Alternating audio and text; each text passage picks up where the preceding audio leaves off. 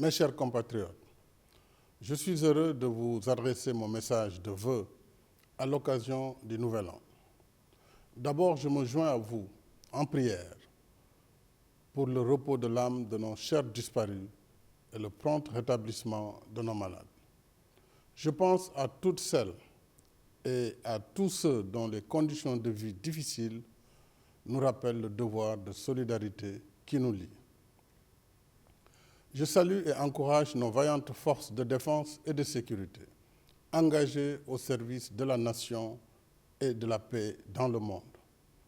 Cette année a été marquée par l'échéance électorale du 24 février, que nous avons franchie dans le calme et la sérénité. Le mérite vous revient, mes chers compatriotes. Rendons donc grâce à Dieu. Pour ma part, je réitère mon engagement à vous servir et à préparer avec vous le rendez-vous avec l'avenir, ou liggéeyal ëllëg.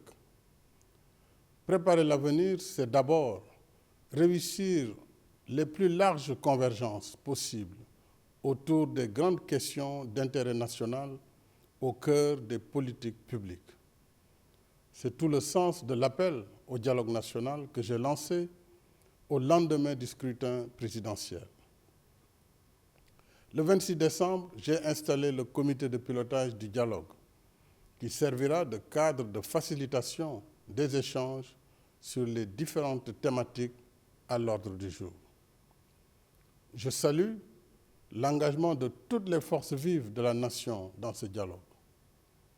Avec la bonne volonté de tous, j'ai confiance qu'à l'issue des 3 mois que dureront les concertations, nous parviendrons à de nouveaux consensus pour conforter l'expérience démocratique et le progrès économique et social de notre pays.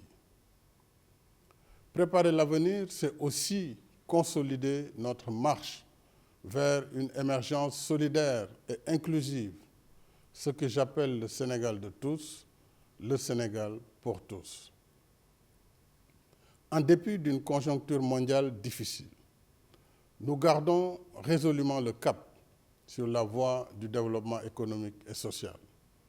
Les fondamentaux de notre économie restent solides avec une inflation maîtrisée, un endettement prudent et productif, la réduction constante du déficit budgétaire de 6,7% en 2011 à 3,7% en 2019 et un taux de croissance encore supérieur à 6% cette année. Mais nous devons aller de l'avant et plus vite, car pour les peuples qui marchent à l'appel de leur destin, le progrès se mesure par leur capacité de presser le pas pour mieux répondre aux commandements de l'histoire.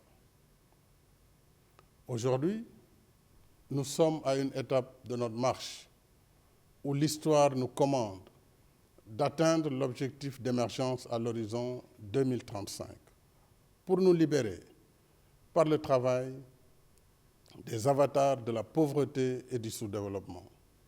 Préparer l'avenir, c'est également assumer nos responsabilités en tant qu'Africains, 60 ans après les indépendances, à travers une intégration économique régionale plus forte et plus solidaire. Je salue à cet égard le processus de création d'une monnaie unique ouest-africaine, l'ECO, à partir de 2020. C'est une heureuse perspective. Au demeurant, d'ici l'entrée en vigueur effective de l'ECO, rien ne changera quant à la parité fixe de notre monnaie. Préparer l'avenir, c'est cultiver l'esprit de diligence dans l'administration et consolider la gouvernance sobre et vertueuse que nous avons érigée en principe de gestion des affaires publiques. Il nous faut rompre avec la routine bureaucratique pour une action publique plus diligente et plus efficace. Je tiens en particulier à l'application intégrale du programme de dématérialisation des procédures et formalités administratives. Nous serons au rendez-vous de 2035 en marchant au rythme du fast track. parce que rien ne peut attendre. Tout est urgent et prioritaire. De même, la rationalisation des dépenses de fonctionnement de l'État se poursuit. Déjà, la facture téléphonique de l'administration a été réduite de façon substantielle. Le même effort est en cours pour les dépenses en électricité, parc automobile et logements administratifs. Les économies ainsi réalisées serviront à renforcer le financement de nos programmes sociaux.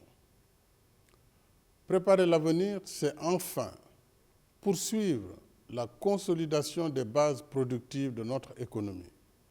La modernisation progressive des secteurs vitaux de l'agriculture, de l'élevage et de la pêche nous rapproche de l'objectif d'autosuffisance alimentaire.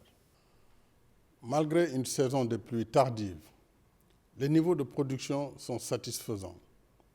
En soutien aux producteurs, le prix plancher du kilogramme d'arachide est maintenu à 210 francs. Grâce aux efforts de mécanisation, de certification des semences, de subvention des intrants, de diversification des spéculations et de multiplication des fermes rurales, les performances de notre agriculture restent constantes. Elles seront davantage renforcées avec la mise en place de l'Agropole Sud pour soutenir la création de chaînes de valeur par la transformation locale de produits agricoles dans les régions de Ziguinchor, Sédhiou et Kolda. La réalisation de projets d'infrastructures sur l'ensemble du territoire national se poursuit parce qu'elle est indispensable à l'émergence. Ainsi, en plus des projets achevés en 2019, plus de 30 chantiers sont actuellement en cours, de la dorsale du Dandemayo sur la rive du fleuve Sénégal au nord, au bus rapide transit à Dakar et aux boucles du Boudié, du Fouladou et des Kalounaï au sud, en attendant le lancement prochain du grand projet autoroutier Mbour-Fatick-Kaolack. Sur le volet ferroviaire, je me réjouis d'annoncer qu'en accord avec la République sœur du Mali, le chemin de fer Dakar-Bamako sera bientôt réhabilité et modernisé dans des conditions qui assurent sa rentabilité et sa pérennité.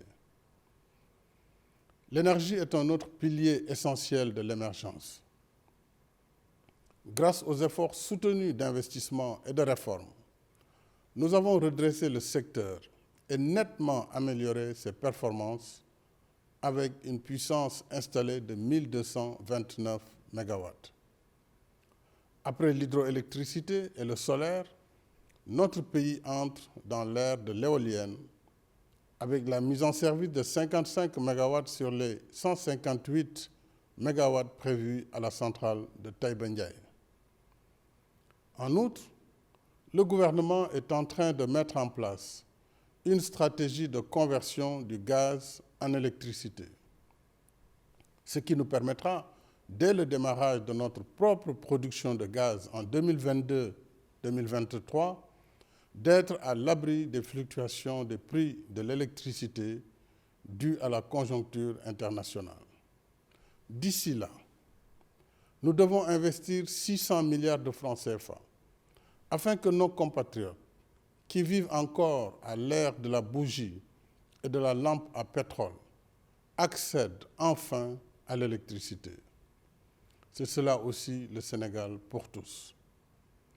Et c'est dans ce contexte que la subvention au secteur a été réduite, d'où un ajustement des tarifs pour certaines catégories d'abonnés.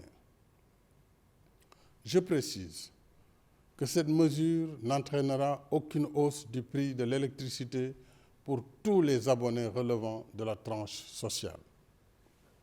Ma vision d'un développement solidaire et inclusif reste intacte pour l'accès universel à 5 objectifs majeurs à l'horizon 2025.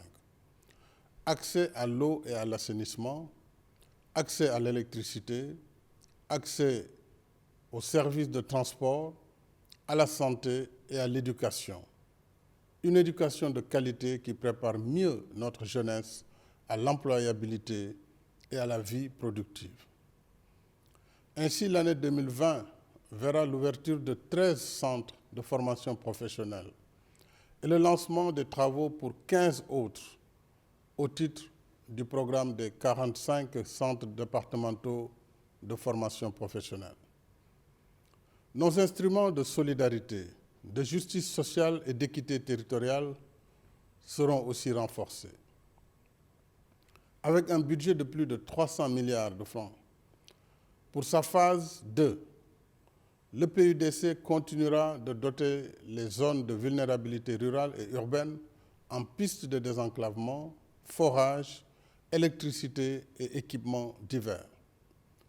Il est heureux de constater qu'au-delà de sa vocation de solidarité, le PUDC contribue à faire émerger une véritable économie rurale par la création d'activités génératrices de revenus.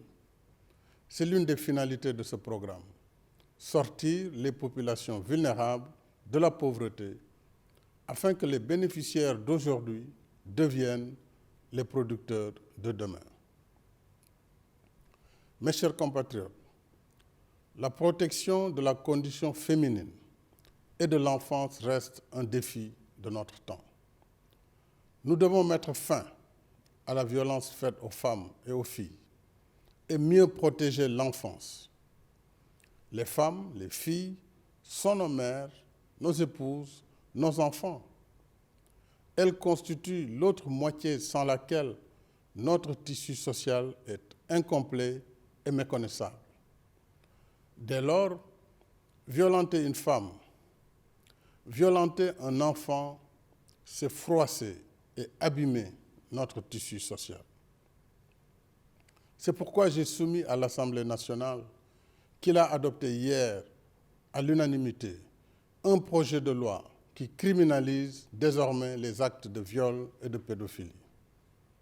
Ainsi, les peines applicables à ces actes ont été considérablement alourdies, sans possibilité de sursis. Je suis tout autant déterminé à poursuivre la lutte contre le phénomène des enfants de la rue et leur maltraitance. De même, s'agissant de la criminalité organisée, les services de l'État restent mobilisés contre le trafic de drogue et autres flux illicites. Aucun répit ne sera laissé aux trafiquants dans la lutte contre ces fléaux. Ce soir, mes chers compatriotes, je souhaite aussi vous entretenir du Sénégal zéro déchet, le Sénégal propre.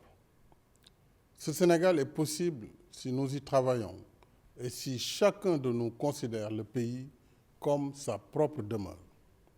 Je lance un appel solennel à une mobilisation nationale et citoyenne contre l'insalubrité et l'occupation anarchique de la voie publique. J'y invite instamment les élus locaux et les mouvements associatifs. Comme vous le savez, le gouvernement a déjà engagé les opérations de désencombrement. Elles seront poursuivies sur l'ensemble du territoire national avec l'appui de l'administration et des collectivités territoriales. Un programme d'aménagement paysager urbain, de traitement et de valorisation des déchets sera aussi mis en place sans délai pour des villes vertes zéro déchet. En outre, le gouvernement proposera un projet de loi portant sur la création d'une brigade spéciale de lutte contre les encombrements, l'aménagement de fourrières et la modification des amendes pour encombrement de la voie publique. À travers les mouvements associatifs qui mènent des actions régulières de nettoiement et d'entretien de nos espaces publics, vous êtes nombreux à montrer que le Sénégal peut et mérite d'être plus propre. Je salue ces belles initiatives citoyennes. Pour soutenir cet élan volontariste et l'inscrire dans la durée, j'ai instauré le Grand Prix du Président de la République pour la propreté et la journée mensuelle du nettoiement, dont la première édition se tiendra dès ce samedi 4 janvier 2020.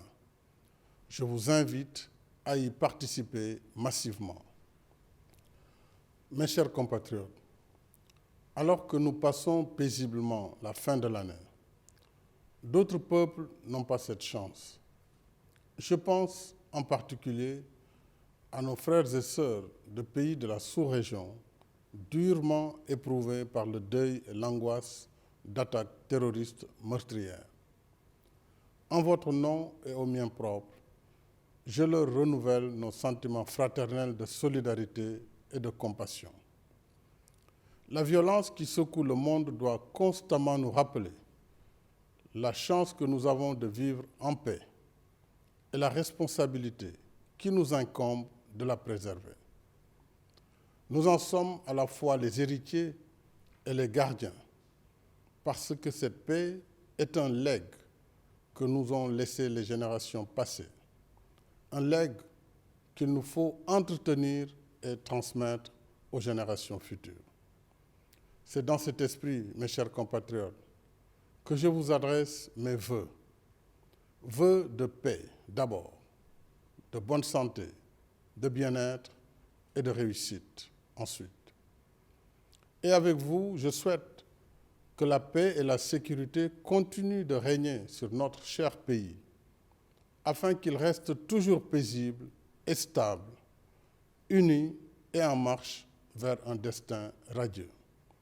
Bonsoir et déwénati.